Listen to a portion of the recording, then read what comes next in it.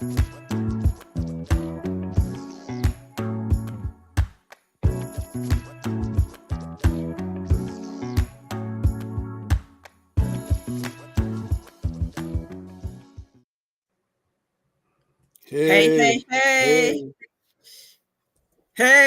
Better than the average bit. You sound like what was it called? Boo Boo. Who? Oh, what was, Who? I've forgotten his name. Barney Bear. Yeah, better than the hey. Better than the average bear. Hey. Hi everyone, welcome to another episode of Gym Time with myself, Debbie, and my brother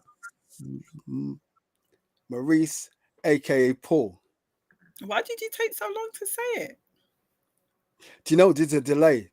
You kind of went to a Dalek, and I just thought, okay, Oh, that you're. okay. So we are on like part 2 of deflection and miscommunication. There was so much to talk about last week that we definitely knew that we had to do a part 2. Otherwise, we would have just kept you on with us forever.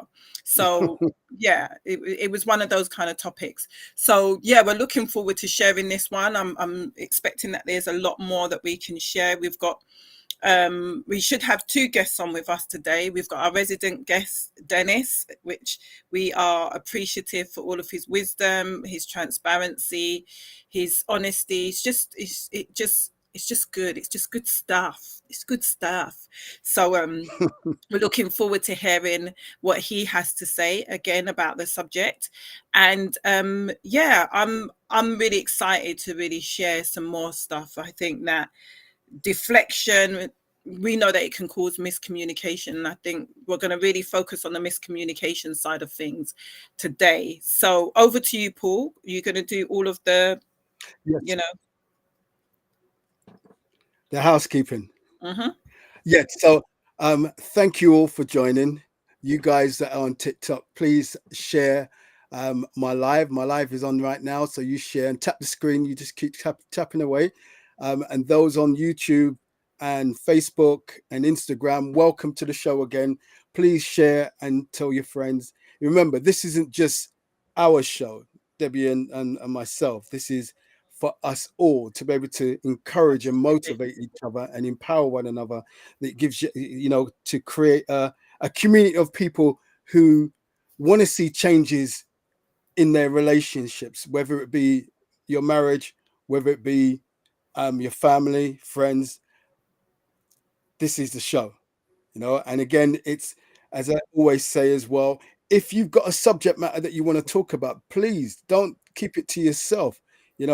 Contact us however you want to, and let us know the subject that you want to talk about, and we'll create that around yourself for the show. And you can also join us on this platform here. You don't have to be showing your face if you're uncomfortable with that. You can be in the background, cover your camera, whatever you need to do. But you'll be part of the show, and people will hear your opinions and your thought process on the subjects or subject that we'll cover. That's my housekeeping. So tonight it's about deflection, as Debbie said, a miscommunication, part 2, but more on the miscommunication. And we will have Dennis, and we will have a cousin of ours that, funny enough, that Debbie's never met yet, Elva. So it was actually her that brought this subject to mind.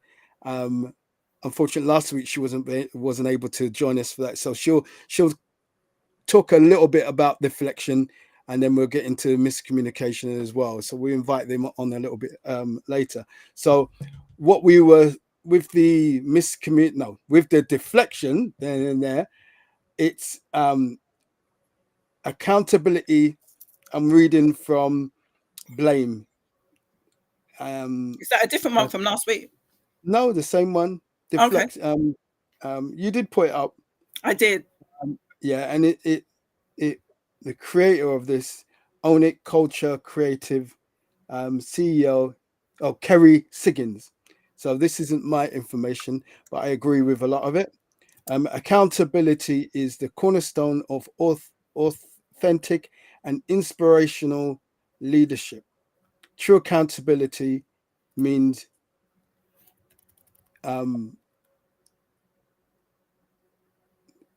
true accountability means you understand and accept you and only you are responsible for your attitude and decisions. So it was saying about deflection, sounds something like this. I was distracted and busy. I couldn't help that I didn't really listen. I guess that's in the workplace as well. It's not my fault. Look what you made me do. Yeah, that's just some. But go on, Debbie. Over to you. Yeah, so last week we were speaking a lot on deflection, and I gave a few analogies, and some of it is about blaming others, some of it is about minimizing issues, changing the subject to avoid having to be accountable, trying to avoid the problem. So we was talking about different ways how you can deflect, and I don't know if you was watching us last week. I was speaking about Billy being in the playground, kicking the ball, hitting Katie on the face. And instead of him apologizing, he says Katie got in the way, it was her fault. And this is what we find. Like I said, we're getting this from children in the playground to big grown adults, where they're deflecting and taking away the onus is from themselves and onto someone else. And if you have wise people around you, if Billy's got that sensible teacher around him, that teacher will say, well, Billy, actually, despite whether she got in the way or not, you actually did kick the football and it did hurt her, so you need to apologize. And what happens is, because people are not in the space where they want to take accountability, and it makes somebody feel as though all eyes is on them.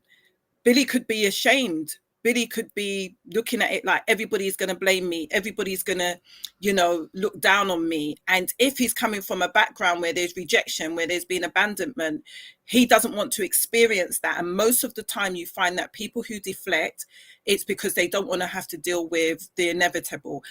If it's shame, guilt, rejection, abandonment, they don't want to have to be in the spotlight. They don't want to have to experience whatever they experience. Not a good thing, because they ought to deal with those issues, especially as you become an adult. And if Billy is in the playground and he has wise teachers around us, sensible people, parents even, they will navigate him into that space where he can be accountable and he can apologize. So, I didn't mean to do that. I am sorry. Katie could have gotten in the way, but that's not the point. The point is you actually hit her with the football. So I hope that gives you a little bit of insight on what we was talking about last week. And if Absolutely. you hear it, please go back and watch it, because we're not going to recap everything. It's just to get you into the loop. So I would like to bring on our guests now, and I would like to ask them about deflection and see what their thoughts are in regards to that. So welcome to Dennis and Elva. And I'd like to kick off with you first, Elva. And I would like to ask you, what made you think of this subject? Well, good night, Debbie. Good night, cuz. How are you doing? Okay. So one of the things that really strikes me is just how much people will avoid accountability. Right. We see it in the world every day when you exchange thoughts and when you talk to people, just how much people just don't want to take accountability for their actions. And because of the information and based on my experience and my knowledge and what I see around me every day, it annoys me very much, because accountability is important because it shows that you respect people and their thought process, and you understand that you are human being. You're a human being, so we all make mistakes. And redirecting blame, to me, is just like a smack on the face. Right. It is a defense mechanism, and this is because people don't want to be held accountable. they use deflection as a defense mechanism. Absolutely. It is almost as if you're projecting, but it's different because you're always aware. When people deflect, they're aware. So it's a manipulating tactic that people use to say, well, it's not my fault, it's yours, just to shift the blame. And it's annoying. And I think to be in a harmonious relationship, friendship, whether it's platonic or it's a marriage or whatever it is, or it is with your children, it is important to be able to recognize where you're going wrong and say, you know what, I was wrong. It's not your fault. I am to be blamed. And there's a problem with that. And I find it so often with people that nobody wants to take accountability, to the point where I feel like people need to talk more about deflection and making people, like, holding people to their word, because it can be.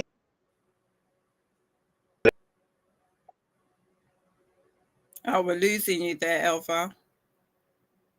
Oh, Elva's totally dropped out. Yeah. Wow. She'll come back in. Oh, she's back. There you are.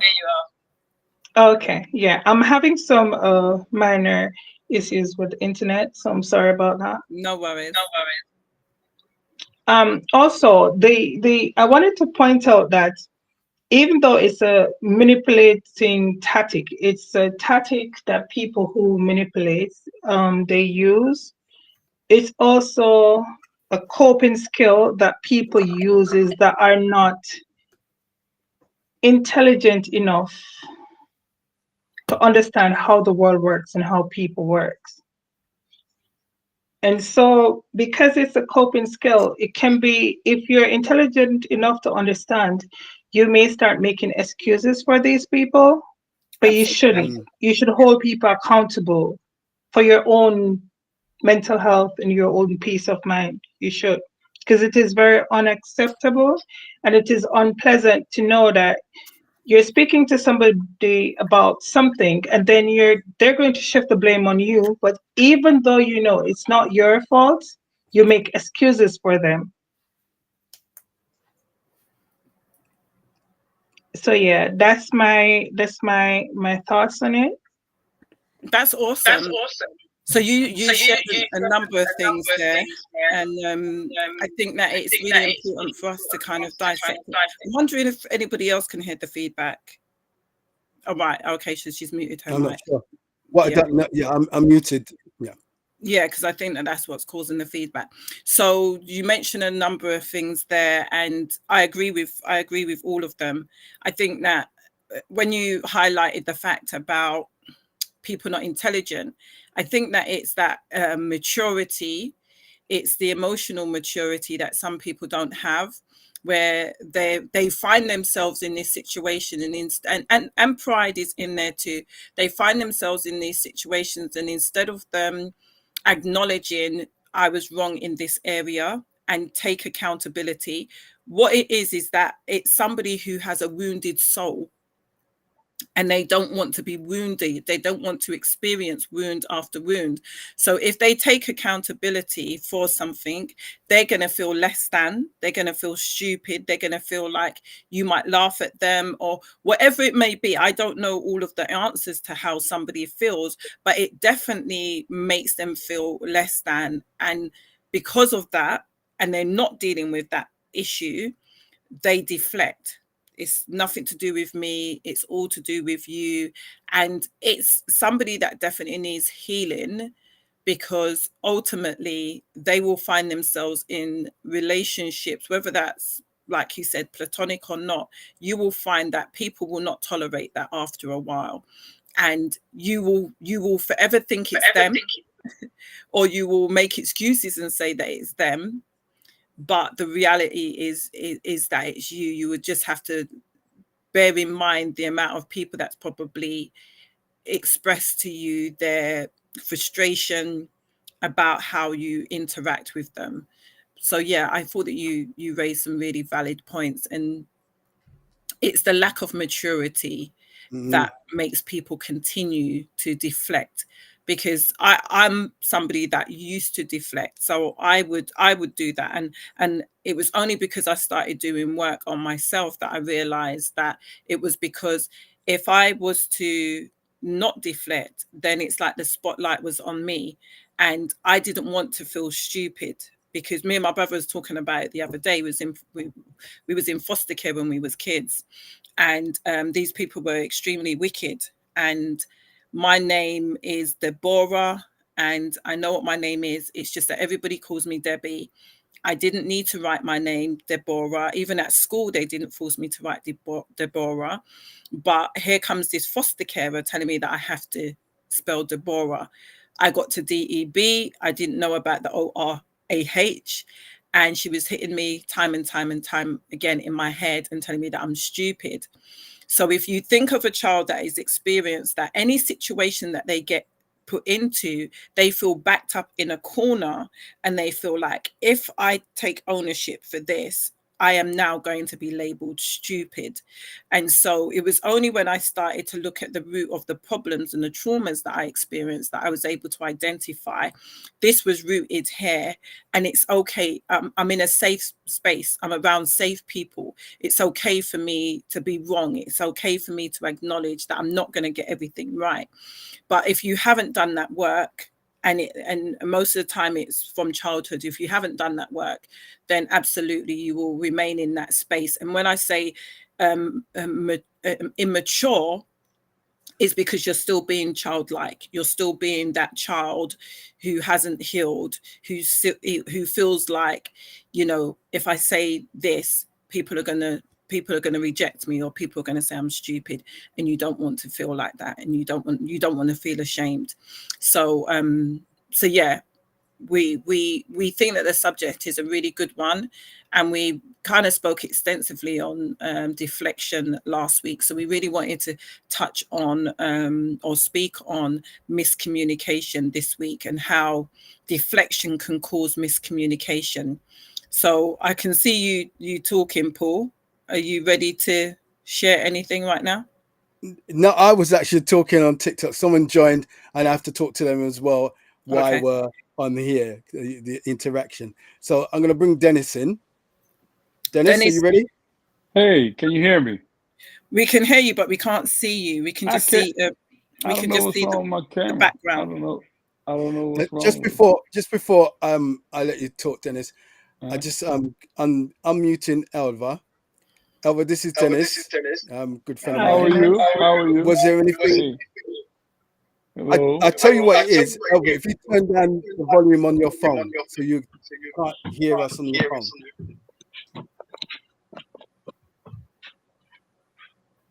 Yeah?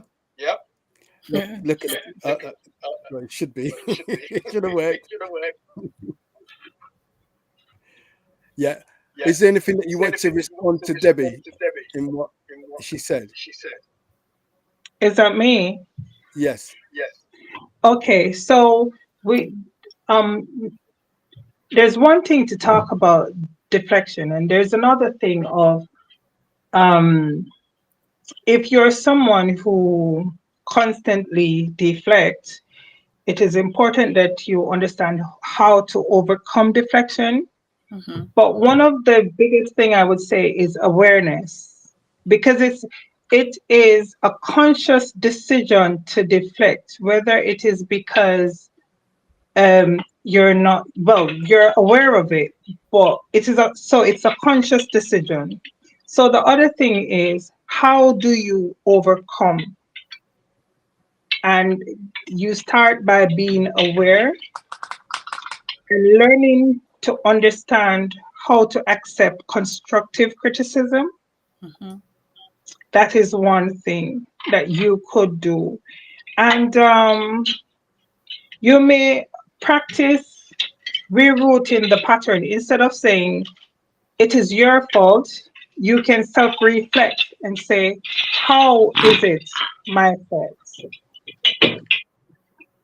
Once you start going through those emotions, then you will see that it gets better with time, and you practice it. Just make it a practice every day. When something happens, take accountability. And if you can't take accountability, just ask yourself one question. How is this my fault? What did I do to contribute to the situation?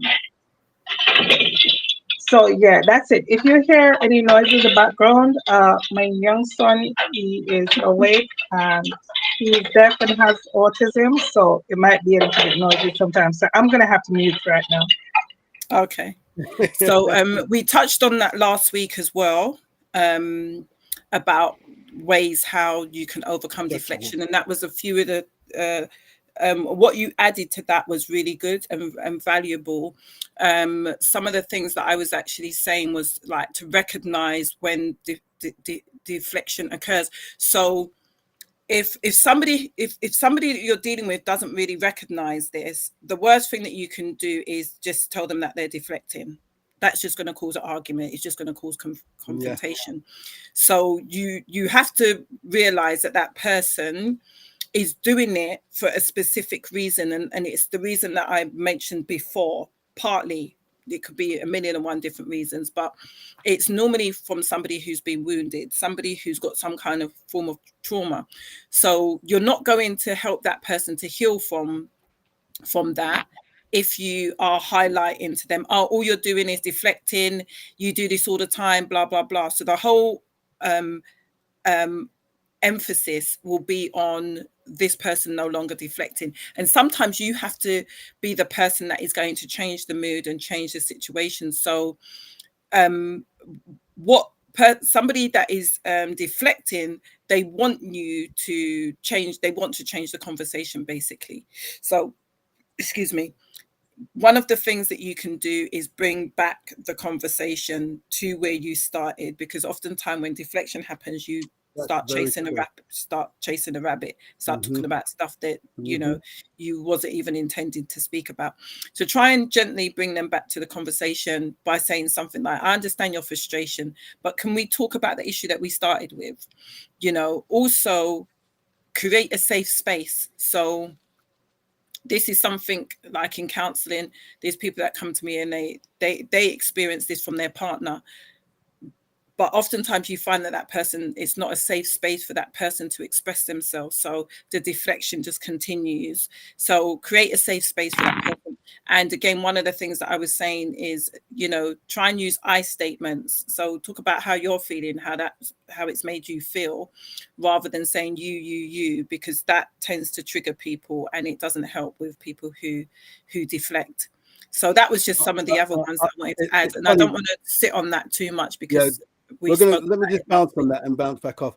It's like I learned a strategy which helps me, that when people are deflecting, that I've said, especially if they make a statement, I'll say that is how you might feel like that, but that's not what I'm trying to translate to you, you know, as opposed to like them saying, yeah, it's all my fault. It's always my fault. I'm not shoving blame. I'm expressing how I feel. But if you feel that you are to blame, that's your thought process. But that's not what I'm saying. That's another form of deflection, though. Well, no. If you're what's another form of deflection? Another form of deflection, saying to somebody is a form of manipulation. It's a form of manipulation. Oh, you're saying when someone so the onus is on me. So I'm the problem. I'm the one that is with the big problem now. So again, it's not dealing with the situation. It's just it's a form of manipulation where somebody is now saying, all right, blame me for everything. They're not really saying blame me for everything, but you know, instead of dealing with the situation and talking it through, they're like, yeah, I'm to blame, and that would shut down the conversation very quickly, which is a form of manipulation. Absolutely. Because what are you it's always about getting back to it is always about getting back to what you're actually talking about and addressing that issue. I was saying last week that, like you just said, chasing a rabbit. So this is the problem, that's the problem, and you're trying to answer all these things that someone is avoiding or deflecting from, and then you're running after. What are you running after? They've just put up this barrier and put all these words out, and that's what you're addressing. But you have to deal with what you're talking about. and both parties or parties have to listen. You know, there's nothing greater. Dennis uses this word, less is more. Sometimes you just have to sit and you have to listen to what's being said, and then you get the whole clarity of what the person's talking about. You might not agree with any of it, but at least you've got the clarity or the understanding of what they're saying. Can I add something to that? Yeah, let me just read this. Sophia, said people don't want to take responsibility and quickly blame the other person, is what we were saying as well. Yeah. Can I add something to that? Yeah, of course you can, D. So I think that I'm thinking also we talk about relationships, and when you that's why you said what I always say, less is more. When you pay attention when you first start dealing with someone or being with them, or you have an interest in them, it's all cute in the beginning. The deflection started in the beginning. It's just that you didn't listen. They might have deflected something and they did a form of deflection, but you took it as a joke.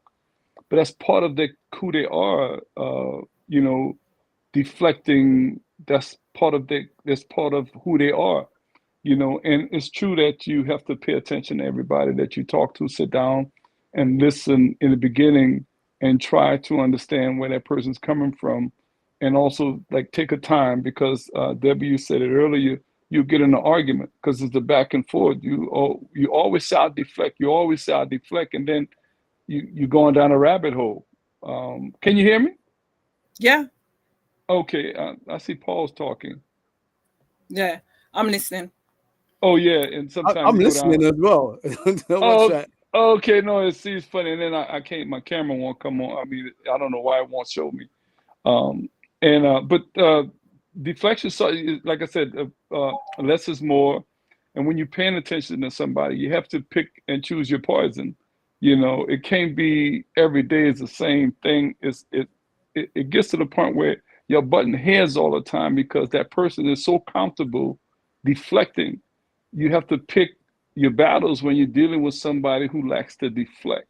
If they're deflecting, that's part of their mechanism to deflect, because of something that may have happened to them in the past and some things that's uncomfortable. And I like that you say that you have to find a safe space.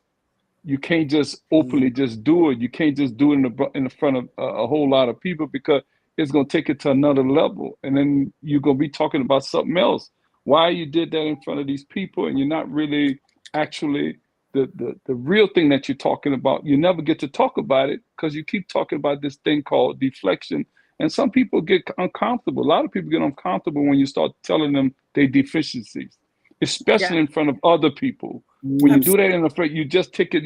It's hard to come back to it, And also with men, when a woman does that and you emasculate it, it goes to another level, especially if you're not trained in that. And if people just, especially getting an argument, that's your go-to. That's your go-to. You always say I'm deflecting, but I'm not deflecting. And you always spend a whole 2-3 hours talking about you're not deflecting, I'm deflecting, and then you wake up tomorrow and you get hey baby, you're deflecting. You wake up in the morning, you deflected, and that's on your mind. You say, how can you get through somebody where their mind is hell bent on telling you that you're deflecting?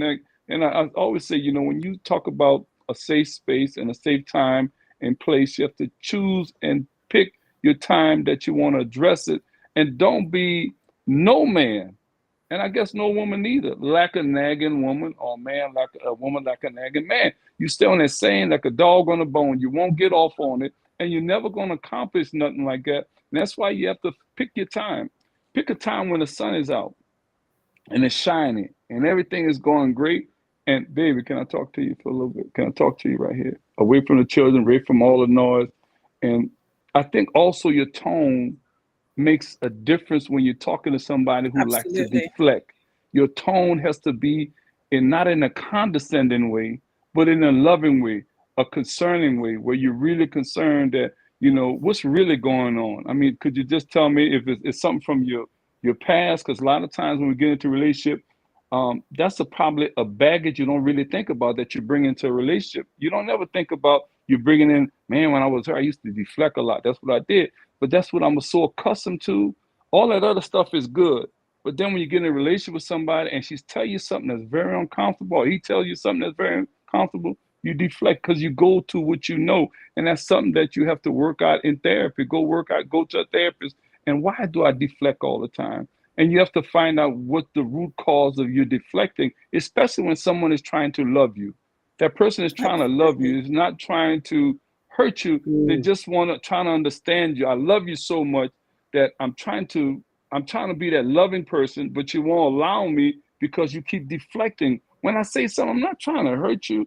I'm not trying to do anything to blindside you. I just want to know, because our conversations, when I say something, it's like you if I say red, you start talking about black. I never said nothing about black, and you're talking about red, and we're not gonna get nowhere like that. And that's how. And also, we miss opportunities. We never get to build our relationship the way we want it, because we make the person that's deflecting, that they're doing the deflection with, they're making that person uncomfortable. And like, what am I doing wrong? Then you start looking at yourself. Really, you didn't do nothing wrong. There's a person that's deflecting, that's making you feel like you did something wrong. You got this question mark keep coming. What did I do wrong? What did I say? Why he's always doing that? Or why she's always doing that? And that's why I say, and I like when you say that, again, a safe space, a safe space to where that person can feel really comfortable, because you don't really know the trauma that person went through, why they deflecting all the time, especially when it's a particular thing that you talk about, all the time. And then that person deflect. It's one particular thing that gets under their skin. And every time you come to it, they're scared away from it. They start talking about something else. But yeah, that's my take on that. So I wanted to just say that it's important for those people who are being accused of deflecting, for you to pay attention to the fact that this person is saying this to you, because oftentimes they see it as a nag. You're nagging me. Why do you keep on saying that? Why do you keep on saying that? But pay attention, because they're saying it because it's real. Oftentimes people don't pay attention to the very thing that their partner's saying over and over and over and over and over again. They just see it as, this person is just nagging. But no, they actually are seeing something about you, and it's something that they're highlighting to you, but you are taking it in an offensive way. Sometimes it's because of how they say it. Do you get what I mean? Yeah. They might not say it in the right way that they should say it. And one of the things that I was sharing with one of the women I was counseling with is to just pay attention and think to yourself, is there any truth in what they are saying? There you go. When you can stop and pause, because that person isn't crazy. They're not crazy to be highlighting something over and over again. And then your response is, you always say that. You keep on saying the same thing. Do you get what I mean? Well, maybe you might need to pay attention to the thing that they're actually saying, and do that inner work and think, do you know what? Do I deflect? Do I speak disrespectfully? Do I, communicate in a negative way? Think about what the other person's saying, because there must be some truth in it, unless they're crazy, Or do I need some help with it? Or I need help. And sometimes, you don't know how to help yourself. And that's the hard, even let me just say, like, men, and to go and even me, when I went into therapy, and I didn't realize that I was deflecting. You understand? There's something that's part of it too. I deflected and never really spoke to that person why I deflect. And this one particular thing that we talk about, why I always deflect, why it makes me uncomfortable. And also is when you get to know somebody, you're getting to know that person, and everything is, the honeymoon phase. Everything is great, man. We're doing all the good things, and we at the dinner table, and you ask this question, and you never get a real answer to it. And you, as a woman, your intuition saying, well, why are you always? And you leave it alone, and it happens again and again and again. And then, it gets so big when you ask them, it's so big, you start arguing. You don't get time you start going back. That's where the professionals come in. That's where you get the professional help to say, I love this woman, I love this man. Let me go get the help that I need. Let me find out this one thing that's stopping our relationship from growing. If that person feel like you're deflecting all the time, how can your relationship grow? It cannot grow. It won't grow, because how you gonna go be with somebody for 10, 15 years and they never ask that one question that's been bothering you the whole entire time you've been with that person? That's why you can marry somebody and be with them for 20, 30 years and never really know them, you know. You know, and it's the truth. It happens all the time. And you say, well, I didn't know my wife was like that. I didn't know my husband thought like that. It's because when we sit in these when we get in these uncomfortable spaces, it makes a deflector very, very uncomfortable. Look, I'm gonna leave that alone. Look, that's in the past. I'm gonna leave that alone. Don't talk about that no more. Don't talk about that no more. And then you go, well, what's wrong? But baby, tell me. Baby, tell me. You like, you're in the car. You're in the car fussing and y'all wrecking, because you know that person gets so agitated about that one thing, and you can't let it go because you're sleeping next to the enemy. You don't know. You just don't know. You know, you want to know it, and it's not fair to you not to know. But it's a time and a space for everything, and you have to find a space where that person is comfortable and that person is willing to say, look, let me tell you why I really deflect. That's when somebody's letting the walls come down, because we all build walls in front of us, you know, and we say, you know what, this happened to me. I'm never going to let this happen to me again. And you keep it for a long time until somebody come into your life. Can I really trust you? If I tell you this one particular thing, if I tell you, will you stay? Will you really stay if I really open myself? And that's the fear of, are you taking what that person tell you, and y'all get in an argument and you throw that back in their face? You throw it in their face like, you know, after they open themselves up to you and they're saying, listen, this is something I've been holding, something that's been near and dear to me. When you speak to me, I deflect because this is why. This is why. And I hope that when I say it to you, that you don't come back and throw it in my face tomorrow, next week, next month, 10 years, 15 years down the road.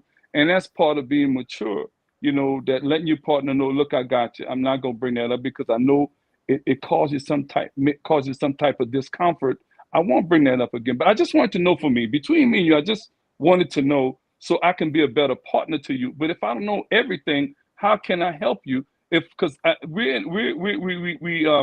it's always something that's stuck. We're never gonna get past that hump. And how can we build our relationship where it could get bigger and better and stronger, instead of it getting weakened? And one little thing will weaken your relationship, because you will have a form of resentment. You're resenting that person not telling you what's really going on, because it's affected, not only affecting him, it's affecting you, because you want to know. I mean, you want to know, and you can't go your whole life, because you're never going to give that person all of you, and that person will never give you all of them. And that's just part of it. And you know what? That goes straight into miscommunication. You know, Yes. It's funny how you said all of that, and it really does go into that. Elva, I don't know if you want to respond to anything there, and then we're going to go straight into miscommunication. I've unmute you now. Okay, so I agree with everything that he said, but one other thing is, like, when you meet someone, this is why it is important to understand yourself. And when you're just learning about somebody, you're learning them. They're from a whole different background, has their own traumas coming into a relationship and stuff. It is important to be honest, because a lot of time there are red flags that are like right there in front of your face. And you choose, it's a choice to ignore them. It's not that they're hiding, and sometimes they do hide, but it is important to make sure that people who we entertain or we're going into relationships with, that they're healed. Because a lot of us go into relationships, we're not healed. There's all these walls that are put up to be climbed, and all of that is so unnecessary. Life's too short. So it's important to be honest with your partner in the first place. You will know just how to trust that person. You will learn to trust that person if he earns your trust. But if he doesn't earn your trust, I don't think it's wise, because we've made so many unwise decisions. And it's, for me, it's annoying. Like, I don't have the normal patience that everyone else has, and it's important to have patience, but I don't have the normal patience that some people have, because the whole deflection, I know it's the, whatever the reason behind that is, it's for you to find out and see if you're where that person is, so that you could help to mold that person's emotional intelligence, for them to be able to say, okay, I'm going to communicate with you. We say the key to a good relationship is communication, but honestly, I think it's understanding, because you could be communicating a whole lot of nothings that will get you nowhere. It's funny, So we it's was talking about that earlier understanding on. your person's love language, understanding that person, and understanding how to communicate, if that makes sense. Absolutely. It does. It does. Yeah, So so that's my stance on that.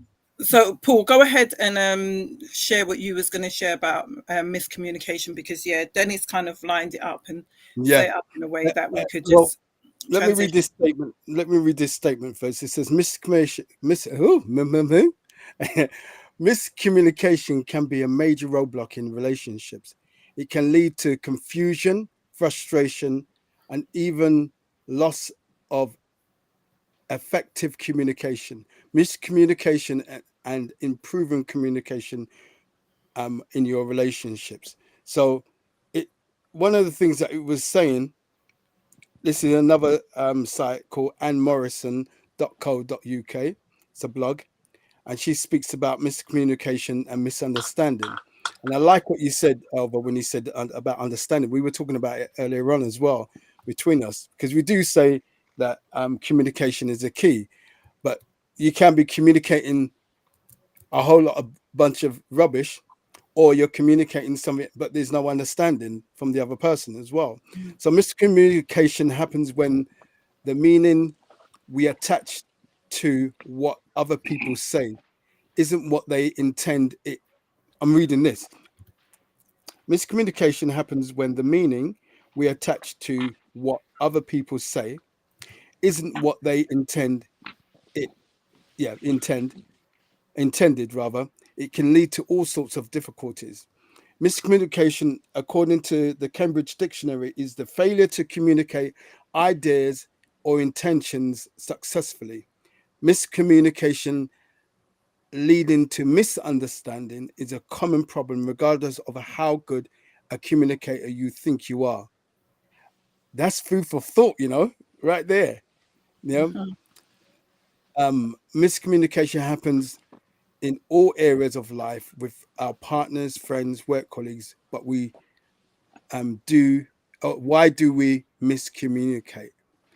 And they went into a subheading: assumptions, perceptions, misunderstanding. So it with this miscommunication, it's the misunderstanding. You as it says, and it's true, you might be communicating something what you feel is a sense, but it makes no sense to that person, especially that in this society now we got people that are in this world. You got some people who are highly educated, and they might be talking a whole lot of stuff that makes a whole lot of sense to them, and to maybe the other people from Oxford or wherever else and this person you're talking to, they see it as common. What are you talking about? You're using all these large elaborate words and telling me that I'm this. I don't know what you're talking about. So sometimes we have to stand back, listen, or rather know the person. We're going back to that, knowing the person that you're talking to, whether they're highly educated or not. If someone's highly educated and you know that this person, you can't use these big elaborate words for them to understand. You're telling them about the relationship, and they're like, who are you talking to? I'm not one of your pupils that you're teaching. And I think that's one of the things that I know what I've done it, that I would say I'm quite intelligent, but sometimes the way I put something across can be like I'm belittling you, like you don't really know what I'm talking about. So I it's like I break it down, really break it down and break it down. And the person, they're not listening anymore. They say, why are you talking to me like I'm a child? Mm-hmm. And it might, you know, that technique might, or the way of speaking might be someone else's language, but it's not this person's language. And I used to fight that corner, you know, like, well, I'm not saying that you're stupid. I chased every rabbit, and it could have been a deflection, or it's that they really didn't know what I was talking about because I'm miscommunicating my feelings or thoughts to them. I think as I got older, it's a bit better now, a lot better. But it'd be the listener really that would tell you. So, like Catherine would be able to tell you, "No, sir, you don't communicate well at all." You know. Over to you, Deb. The thing is, I think, let me just go on to the point that you just made, the last point that you just made. So I think that it's a two-way street. So, for instance, I do counseling, and you know, I think that most of my peers in that kind of arena, so public speaking, counseling, mentoring, and so forth. So, you know, you tend to speak kind of like that. And so, yeah, I get it when somebody might be saying, you know, why are you talking to me like this? You know, it seems like if you're putting them down. But I also think that there's some insecurities within people where they feel as though you're speaking down to them. Especially, I think if somebody knows your heart and knows your intention, yes, they wouldn't really be saying that you're speaking down to them. Like, that's my whole arena. That's the people that I'm around. You know, that's my work. And so, you know, I might use words that you're not familiar with. And I've been in that situation where I've been in meetings and they do like a lot of abbreviations and so forth. Sometimes I'm sitting there and I'm Googling because I don't know what you sort of talking about. But I don't think that they're out of order. Do you get what I'm saying? Because we're in a meeting and most people in that meeting will probably know what you are talking about. I might be the exception to the rule. And so if I did kind of feel a way, I would think that it's probably because of my insecurity and the fact that I don't feel as though I'm matching up to the level of, you know, my colleagues. So there was something within me that makes me feel inferior, but it might not have something to do with other people. So I just really wanted to say that as well. I do think that there are people who emasculate and talk down to you and so forth, but if you know the heart of somebody, if their intentions isn't to speak to you in a disrespectful way or make you feel less than, like I had that with the children's dad. He used to use really big words and I used to be like, what does that mean? You know, break that down, tell me what that means. And I personally like to get to know new words, you know, and I think that when you are speaking to someone and you feel as though there is miscommunication there, because that can be a form of miscommunication because somebody is speaking in a different language per se from what you speak. It's just to ask questions like, what does that mean, and so forth, and that opens it up to a whole world of communication and better communication, rather than feeling as though that person's talking down to me, that person thinks they know it all. That leads to miscommunication, that causes the relationship to have conflict there. So I really wanted to just touch on the causes of miscommunication. So I'm not going to be extensive in it because of time, but excuse me, one of the big ones is assumption. And I was talking to someone about this just today, where you're assuming that the person means something other than what they even are even thinking about. I think it's important for you to ask for clarity. Don't assume. So you've got tones and you've got non-verbal communication, so body language. If somebody, and this happens a lot with women, if your significant other comes in and they're not really talking to you too much and just wants to sit down, you tend to think that you're the problem. You tend to feel like, you know, have I done something? Again, that there's levels of probably some insecurity there. I think it's necessary when it comes to deflection and people deflecting and how it's going to impact on your relationship. All of these things are going to come into play. So the assumptions, the tones, the non-verbals, the, you know, the emotional barriers. So there could be the frustration, there could be stress, there could be anxiety that's got absolutely nothing to do with you per se, and everything to do with them. And you probably pick this up when you're listening to someone who deflects quite a lot. If you find that when they're deflecting, you can tell that they look really highly stressed and frustrated, then again, it's not having the conversation with them at that point in time, because it's not going to be of any benefit for either one of you. It's not going to be a fruitful conversation at all. And it could be brought on because they're stressed. They just don't want to talk about it. They don't want to talk about the issues at work. They don't want to talk about the fact that one of their family members has died and they haven't inherited a penny, you know. So you just don't know why they're doing it, but you might see that they are stressed, and you might see that they're frustrated, and there's that emotional barrier that could be there that could impact on your communication. Unresolved conflict. Again, we spoke about that a little bit last week. If there's any conflicts between you and the person and it hasn't been resolved, then there's a possibility, and Dennis, you touched on it, there's a possibility that they're going to deflect.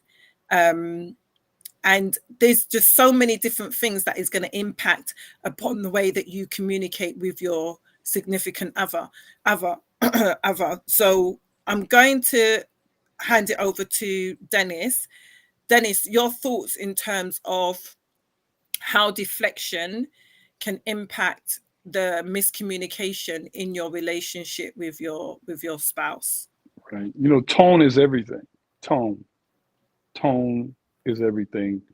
And knowing your person, that's the part where if you don't know your person, you know, if something is off about that person and you got to give them a safe place to land, you can't just, what's wrong?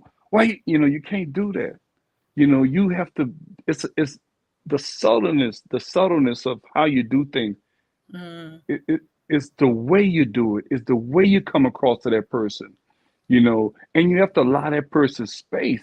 The minute they walk through the door, you can't jump on them. You don't know what they went through outside. You don't know what they went through on their job.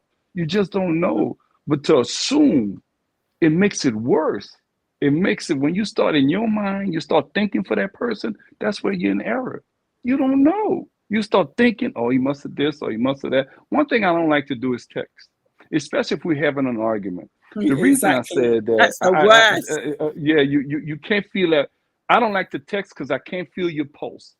You understand? Say I'm talking to you, right? I'm talking to you, Debbie, and I say something to you wrong. I could correct myself. I can see your eyes. I can see your face. I can hear it in your voice when you're like, I could hear it. But when I'm texting, you know, prime example. I sent my ex-wife a message, a very short message. I say, be careful how you treat me. Do you know who my father is? You know what she wrote me back? Are you threatening me? You understand? But that's somebody that's not spiritually connected. You understand what I'm saying?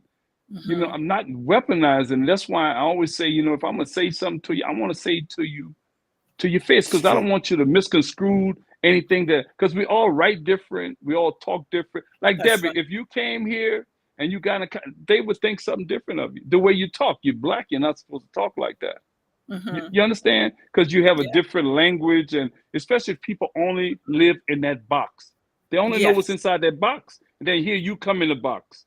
You in that box, you thought, oh, she talks, she thinks she's better than everybody. You see how she talk, you know, and that's, I mean, you can't help for the way you talk. It's just like my son, when I took my son home to Louisiana, we have a way that we talk. You know, it's a Creole type of thing, the way we talk. And then when they hear him talk, he say he sounds different. I mean, where he go to school, that's how he grew up. He grew up in you know, the way he grew up. That's how he grew up. I didn't you know, put him in an environment so he could learn the way they talk. And to some things they say to him, he don't understand. It's like adults, we say things. The miscommunication comes when we're not clear. We don't bring clarity to what we're trying to say. And if we say it in an aggressive way, we're trying to be clear in an aggressive way, it's still going to be an argument because you're aggressive with it, your tone. You didn't come with that softness and, baby, what's going on? Everything okay? Oh, you don't want to talk right now? Look, we'll talk later. And not stop pressing and pressing. And the thing of it is this lady was laying in the bed with her husband, and she kept nagging him about something. And he said, let's talk about it tomorrow. She said, no, we need to talk about it right now. He said, no. He said, let it wait till tomorrow. And she said, no, I want to talk, and got him aggravated. And when they woke up the next morning, he was dead. You know, I just think that, you know, we jump on those small things, and the Bible speaks about don't go to bed mad, you know, settle everything, you know, and we have to practice what we preach. We have to, all these things I say is because I lived it. I mean, I lived it. And what I did was the communication with my ex-wife, it broke down. And I didn't know how to get back on the road because I'm a man. I think I know everything. I ain't saying nothing. I'm gonna just quote my own. And he's all grumpy all the time. And it makes it really, really, really bad. You understand? And when that person get ready to when you come at that person, she already got her defensive up, you know, and I didn't know how to come back. And then we stopped speaking. We talked very, very little in the end. And then when that person stopped talking to you, that person is talking to somebody else. They're going to find somebody else that's going to listen to them. And you want to know why? It's because of your attitude, the way you approach that. And you're not there for that person at that person's most crucial moment. That's when you don't know your person. You're looking at this person all day long, and you got to know something changed. And if you figure you didn't do something, something must have happened. But don't assume anything.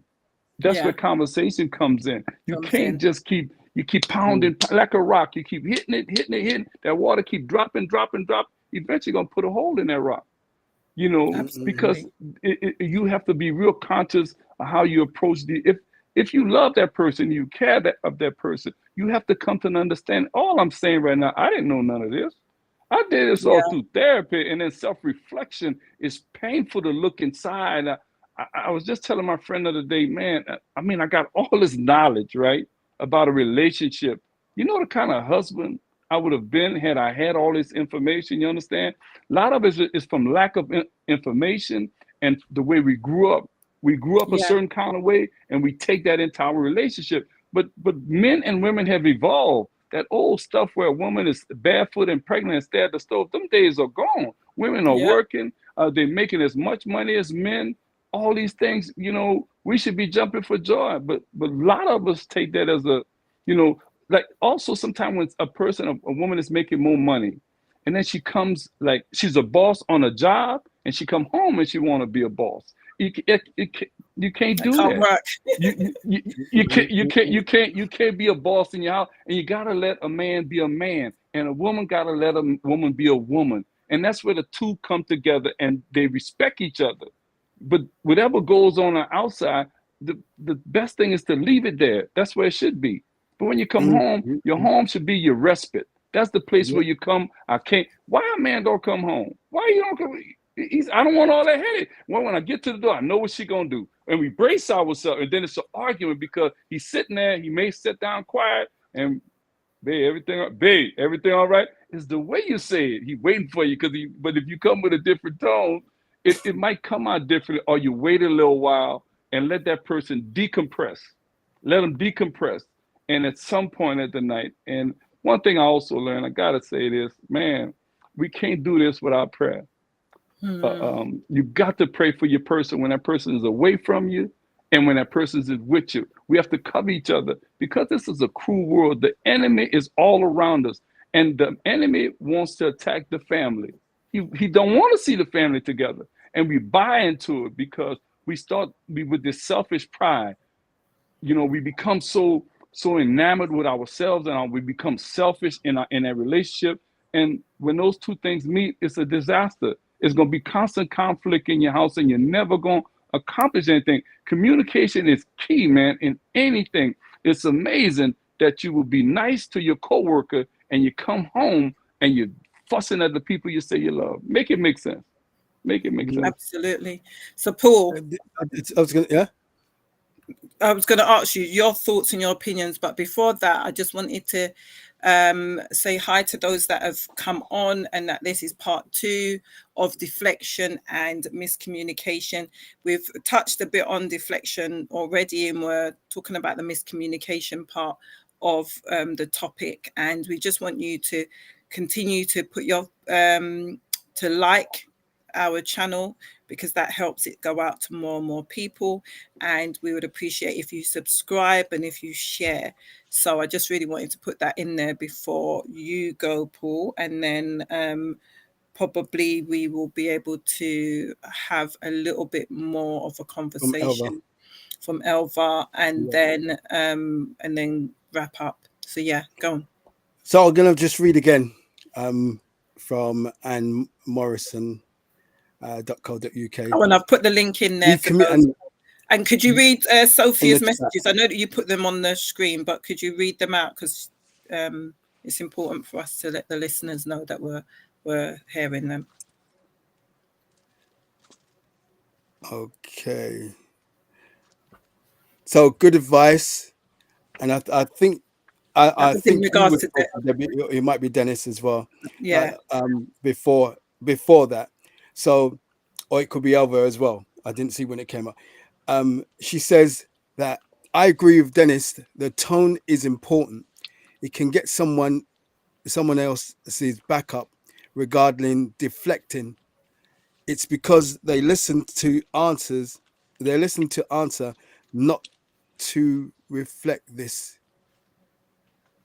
Did I read that right? It's because they, this issue. She also says, I'm learning to pay attention and reflecting on my own. Mm-hmm. Very, very true. And then that linking is in the chat, and that's annemorrison.co.uk blog. And if you put in miscommunication and why it happens, you'll find it on there. So she says, we miscommunicate because of, and you covered part of it as well, Dennis. We miscommunicate because of how we have experienced life. Although we know that everybody has had a different life experience, we forget also. No, we also forget all about it. Do you know what? Today I have to put my tongue back in. Yeah. We miscommunicate. You remember I was saying earlier that I was tired, Dennis, as well. Yeah, you did. We miscommunicate because of how we have experienced life. Although we know that everybody has had a different life experience, we also forget all about it most of the time. I've done it. When we are communicating with someone else, we tend to think they will immediately understand and grasp what we are saying and how we are saying it. And the same happens when others speak to us. It says this is a subheading, which is part of what you said, Dennis, and going on. And I think you said it as well, Debbie. It says filters that lead to miscommunication. How we interpret what we are hearing is filtered. Those filters include generalization, distortion, deletion, time, beliefs, culture, experiences, amount of information, level of detail. And you know that amount of information, listen, someone could be talking, you're not saying anything, you know, they're talking and they're talking and they're talking and they're talking, and you're thinking, man, you're just giving me too much, man. I want to hear no more. I'm a guilty one of that. Yeah, I'm so guilty. Yeah. because sometimes when you're talking, other thoughts happen. It's still topic, but it's so much, and I have to work on that myself.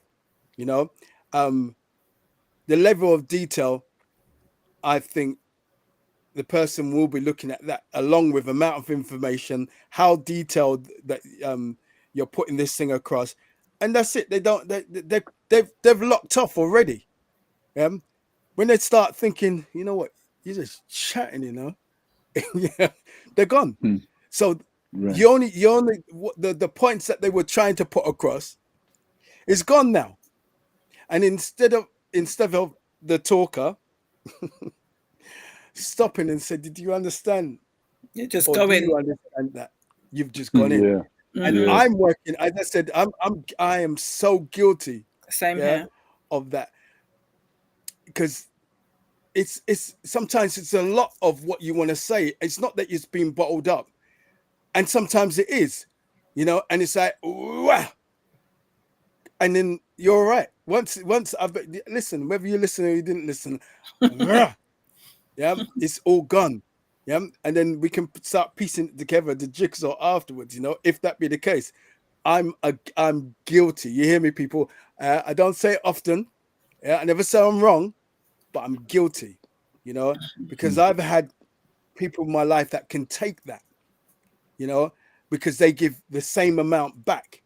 So that's where it goes on. It's like what I said earlier, that or I didn't say it, and Morrison said it. You agreed. I just translated what she said. You forget that everybody has a different, coming from a different walk of life, you know, and I've got to do the same as what someone else does. I got to communicate, and I have to understand, like what Melva was saying. I have to understand what this person's saying to me and give back. I got this and stay on topic of what they're talking about as well. Then we can move on, because that's effective communication, which will eradicate miscommunication. And like Dennis said, these things can't happen without prayer. You know, that you are better in yourself. And for those people who don't believe in God, therapy, someone speaking into your life and helping you, then, you know, if that be the case, you know. But literally, for us who are believers, that's our grounding, to be able to pray about our families, pray about ourselves, you know, because sometimes some things have run its course, you know, and when it's run its course, you don't want to get into something else and you're still the same type of person that you was in that relationship, or that one and that one and that one and that one, and you've gone 50, 200 relationships and there's no change in you. You know, you're still doing the same thing, you're still miscommunicating and have no understanding. So remember the filters. These are the things that we think ourselves, you know. Generalization, don't generalize, you know. Distortion, deletion, you just don't want to hear that. Time. And I think one of the things, I'm talking to myself and anybody else who's a talker, we have to remember time out. We've said our point. We know we want to elaborate about this, but take time out. Just stop and allow that person to translate. Now, if they're deflecting, that gives you the opportunity to say, we're going to stick to, can we stick to the topic, because I didn't want to talk too much, so that you can give me back some form of communication that I can understand, that either you understand this or I'm understanding you, whichever way around. Beliefs, not everybody believes the same thing. Like here on this platform, or anybody listening, some of you don't have a spiritual background. You just don't believe that there's a God, and some of us, we do. And you know, so some of us have, and it's not a negative, so don't read into this when I say some of us, our morals are different. We have moral standards, Yeah, Hey, that we Paul, stand Paul, by. this And might be this might have to cut you off, but also we have a responsibility. This might be the only time the people or the viewers that are watching get this hear and see God through us. there you go. Yeah. So from a moral standpoint, and you may not have that, you're just going through life because the world tells you that there's nothing, but there really is. You know, I can testify to that. Debbie and Dennis and Elva, we've been through a lot of stuff, you know, and so this is why, hence why the show, so that we can share our experiences with you, and we're learning from one another as well. That we grow in ourselves, we grow in our faith, you know, and we grow as a community of people, like-minded people, because we're going to become like-minded, you know. um I just want to go over to you, Elva, if and then we'll go back over to Debbie after that, and then Debbie will start wrapping up. I've unmute you now, Elva, if you're there. Hello, Elva. Can you hear me? Yeah, we can hear you Yeah. now. Okay. So, I agree with everything I've heard. One of the things I want everyone to keep in mind, and Cuz just talked about it, but I guess probably if I break it down just a little bit, they will understand. Um, Sometimes we're communicating to someone and we are not able to communicate the intended message. One of the things we have to realize, this might be just one of the communication barriers, because depending on your level of knowledge or your awareness or your emotional intelligence, however you want to put it, a lot of things cause communication barriers: experience, culture, environment, and a lot of these other things. Language may cause is a communication barrier. It will cause someone not to understand like whatever you're saying.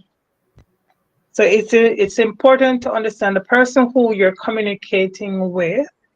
Because you spoke about speaking to someone, having that time out where you exchange ideas, making sure that you're able to reaffirm what you said and hold on and make sure they're repeating, because I could be speaking to you and be saying a lot of stuff, but I'm responsible for what I say, not what you understand. But if you are a good communicator, you are going to ask questions to make sure the person is understanding exactly what it is that you're saying. So it's understanding, communicating to a point effectively, meaning that you're speaking together with the person, you're waiting for a response, you're trying to break down, you're trying to make everything transparent to make sure that that person definitely understand, get what you're saying, and not just based off words, because words mean different things to people. Absolutely. How you put a statement, like for me, I'm different. And I said this to you the other day, because if I'm standing in the way of someone and if they should say to me, move or excuse me, to me, it does make a difference. I get the message, I'm in your way. Some people would feel offended if they hear move, but I'm different because I feel like I've grown past a certain kind of thing. So you tell me move, I'm not offended. I'm in your way. It means the same thing, but how you communicate that to someone else might mean you tell someone move and they might punch you in the face or do something else. That's right. So it's understanding how to operate within the norm, and speaking to people, making sure that they understand. And if there's a communication barrier, try to get over it, because we're all human and it's important to be able to hello a harmonious world. We all want a harmonious world where there's no, miscommunication, where people can understand what you're saying and make this world a better place. So it's just that understanding and being able to get across the intended message. Whatever you intend to say, make sure that this is what the other person is receiving. 100%.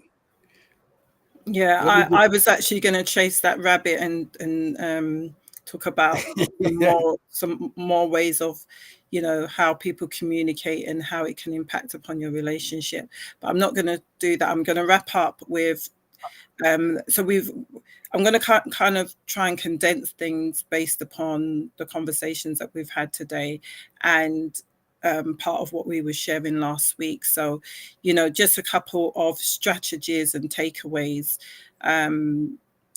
around deflection and miscommunication and how we can actually make that better.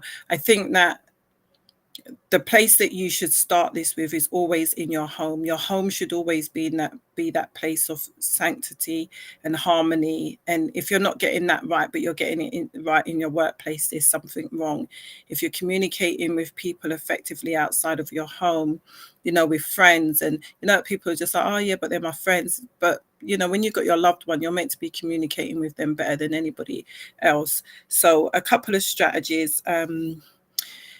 I think that it's definitely important for you to set ground rules, to agree on how you're going to communicate. So things like, can you not interrupt me? Can we not be pointing the finger at each other? And can we just stay focused on the issue? That's just ground rules. Not everybody likes ground rules. They feel like, oh, why do we have to do this? It just sounds, too sterile. But when you don't have ground rules, there's anarchy. You can just say and do whatever you want, and that's what leads to miscommunication, where people are not communicating effectively. Choose the right time. So we spoke about that. It's definitely a strategy.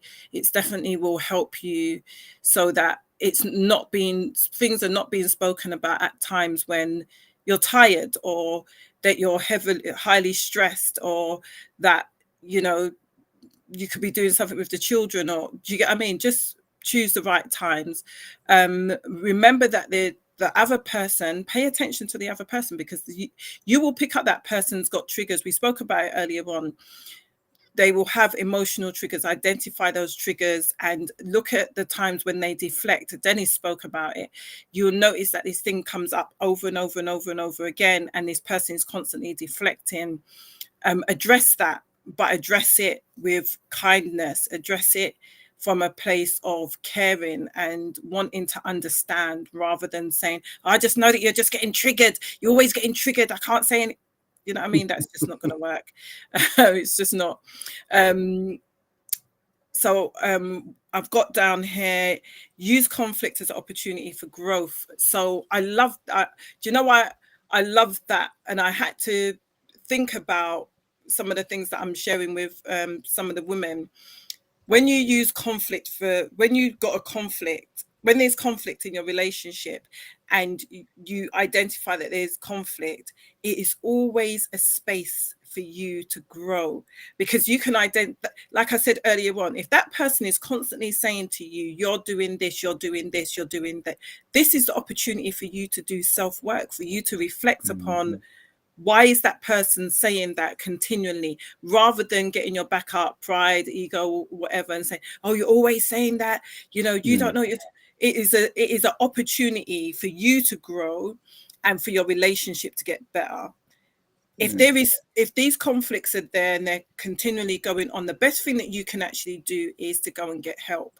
Because if you're not seeing that you guys are able to resolve the situation, the best thing you can do is say, do you know what, this isn't working.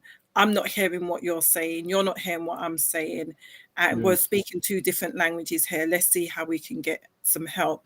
So I would say key takeaways: self-awareness, making sure that you're listening, paying attention to that other person, endeavor to have healthy communication, you know, deal with the deflections, be accountable, be responsible for yourself more than anything, and make sure that you are willing to listen, willing to grow past that situation.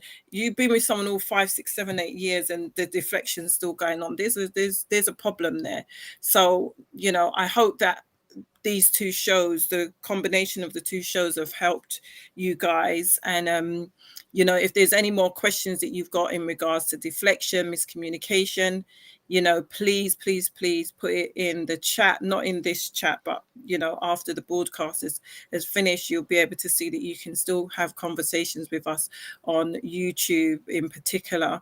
We also got our Instagram page. If you want to ask us questions there, you can DM us. We've also got a Facebook page as well, so you'll find us on any of those platforms where you can ask us questions and also put forward your desires for different topics for the show. But I just really wanted to say thank you, Elva, for coming on, sharing some really good practical tips and advice. And also, as always, Dennis, amazing. Thank you so much for sharing your thoughts and your opinions and your experiences. It really goes a long way. People are listening and they're being encouraged and inspired. So thank you. And you, bro, as always, fist bump. You're the man. Love you lots. And yeah, I'm gonna finish. I'm gonna just finish with this, what you said. All right, fist bump, everyone. Yeah, so I'm gonna finish with this. Go ahead. And I was gonna say this before, but you actually started to say it. Ways to improve the communication and active listening, reflect and acknowledge. And it says, I felt, I feel. So using words like saying active listening. Listen when you're listen with your eyes and ears and feelings. Communicating is more than what we say and hear. Showing that you have reflecting and acknowledging is showing that you have listened by reflecting back to the other person what they have said. Recognizing their perspective can improve how the communication goes.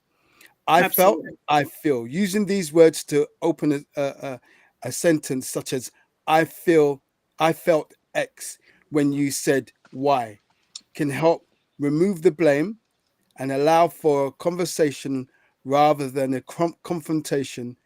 This is used in non-violent communication. I love that. It's funny that you say that, you know, because I remember when I was having this conversation with someone and they actually said, because one of the things that I said to them was to say that you felt or you feel X, Y, and Z. And the person said, that's your business. That's your business because you're too sensitive, because you got issues. That's why you felt like that. I was just like, wow, like they just need some help. Oh wow! They just need some help. They didn't even put it on the person. They was talking about how they, you know, it's good advice, guys. It's good advice. The person who responds like that, they need help. It was just like, that's your business if that's how you feel. I mean. Like you know, Debbie and Paul, you know, if we just make a list for ourselves before we walk in the house, you know, to make sure that our partner feel loved, that make sure that our partner feel valued, make sure that our the person that our affection is toward feel like they're part of our lives, and that you make them feel special, and that you make them feel accepted. If you keep those things in mind and put that on a mirror to remind yourself when you wake up in the morning, there's some things that you can do. If you're really trying to fix yourself, then you put that on a mirror every day. The things that you want for your partner, how do you want your partner to feel?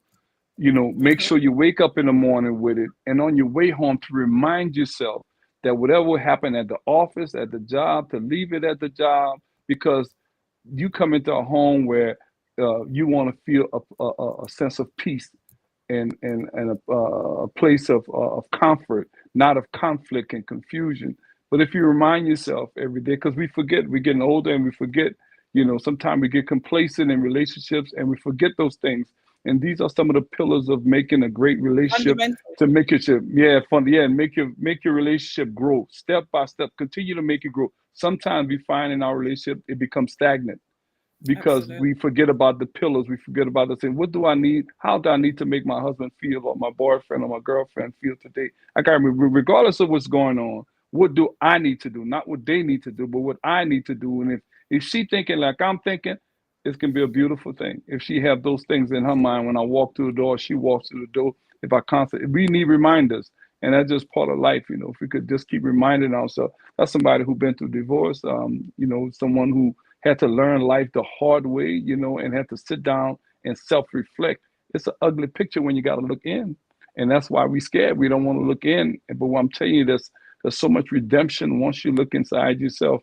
If you're really trying to improve your relationship and give each other space to breathe, you know, time, you know, you take time out to understand that I know I went through something today. Maybe he went through something worse. I don't know. But if we arguing all the time, we never gonna get to that point. Maybe a month from today, you know, last month when we were arguing about this, but sure, you should have said that. But that's where the part communication comes in, where you have to take time. You can't bombard that person with all this information. Take your time. Just check his pulse. Call in and check his pulse, or walk through the door, say something, check his pulse. If you feel the temperature's high, keep it moving, keep it pushing, go do something else, you know, go take a shower, go make some food or whatever. But you have to keep each other in mind all the time. I think when we don't pay attention to each other, it creates a problem. It creates an opening for the enemy to walk in and to cause confusion and conflict, and we never going to resolve anything like that. Take it from a fool, an old fool at that. Thank you.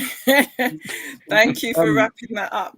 Thank you guys for joining us, and for those of you who are watching the replay, thank you ever so much. And yeah, have an amazing night. Hey, before y'all go, Paul, can I get that jacket from you? Can I get that jacket from you? What size is that? My size. Bye. I see y'all later. Oh, Paul, you heard me feel it, brother.